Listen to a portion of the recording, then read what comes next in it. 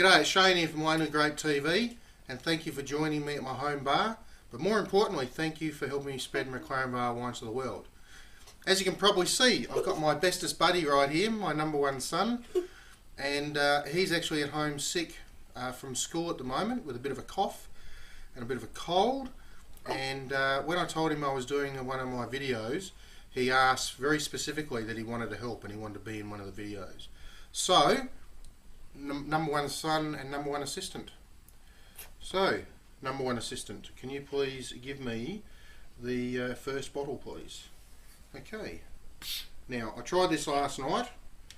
So, it's the Dyson Wines Grand Privilege Reserve 2002 Clarice Cabernet Sauvignon.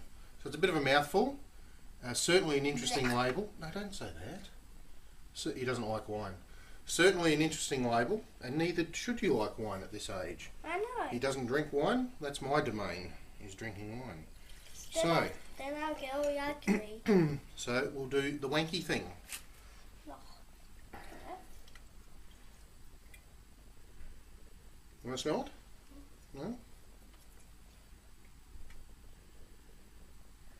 It's interesting talking to Alan Dyson from Dyson Wines, that his whole focus is to produce a drink, being wine of course, that is wholly and solely about the grape, and that should taste like the grape, shouldn't taste like other things, smell and taste like grape.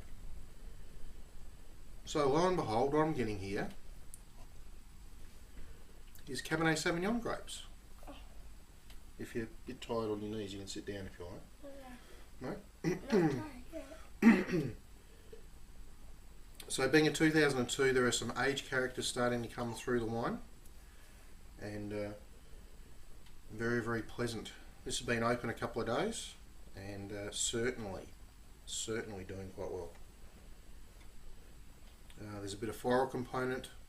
There's certainly some berries, but it's not what I would consider more down the line of the mintiness and things like that you get from a lot of Cabernet. It tastes like, it smells like grapes.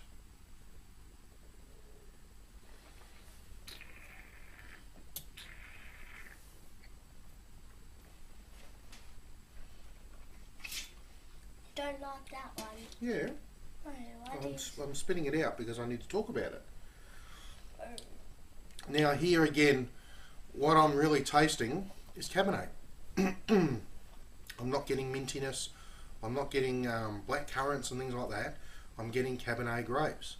And to me that's the really unusual character, but the strength of Dyson Wines. All of his wines that he has, he's got a Chardonnay, Viognier, and the Cabernet, excuse me, they all are reminiscent and taste like the grape. So he's really true to his word in terms of what he's trying to achieve. And this one certainly is like that. It's a very nice wine. There is oak component there, but it's certainly not overpowering. There's a bit of cedariness coming through. So very, very pleasant drink. And if you really want to, I know you don't like it, don't make the faces though. If you really, really want to try Cabernet in what I would consider its purest form, so it tastes like Cabernet, this would be a wine to try. I can tell you now that some people won't like it because they're aiming for what would be the classical Cabernet Sauvignon aromas and flavours, etc. But this has a real strength. It's a strength of its own, and as I said, I can pretty much guarantee that there'll be two trains of thought for this wine. One that people will absolutely love, and another that people will not love. So maybe it's up to you to try which one it is. So Dyson Wines, Maslin's Beach, worth a try to have a look at. Now my second wine helper. So again, this has been open for a couple of days. I was so impressed with these two wines that I wanted to try it with everybody. So this is the Vasarelli Family Reserve McLaren Vale Shiraz 2008. Vasarelli has been around for a long, long time. The Vasarelli family are icons of McLaren Vale, absolute icons, larger than life at that. And about Christmas time, so what, 7-8 months ago, they put together a cellar door and restaurant in the main street of McLaren Vale that is doing very, very well. I went down and tasted this wine at that time, and I thought this was the better of the standard range wines, if you like. So let's give it a smell, shall we? You want to smell it? No? Okay. Well, I like it. Now here is your typical American oak character for the wine. So there's a lot of vanilliness coming through from the oak, a little bit of coconutty coming through, and you can get some strength of character there. That fruit coming through as well. It's lovely, and really makes you want to, in my mind, try it some more. What are you doing? Put that down.